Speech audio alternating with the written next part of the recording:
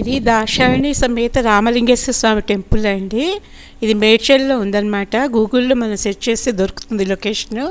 చాలా విశేషమైన గుడి అండి. 400 years కిందటి గుడిట స్వయంభూ వెలిసింది ఈ శివలింగం. ఈ శివలింగం ఏంటంటే ఒక 6 నెలలు ఒకవైపుకు వంగి ఉంటుంది, ఒక 6 నెలలు ఒకవైపుకు వంగి ఉంటుందండి. ఉత్తరాయణ దక్షిణాయన లాగా.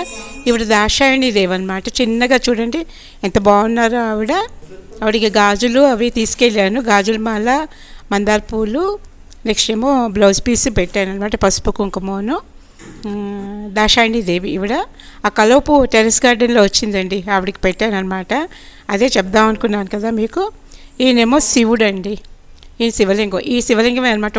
దీనికి పాన్పట్టం చూడండి అటువైపు ఉంటుంది. మామూలుగా అయితే ఇటువైపు ఉంటుంది కదా పాన్పట్టం, కానీ ఇక్కడ విశేషం ఏంటంటే పాన్పట్టం అటువైపు ఉంటుంది అనమాట.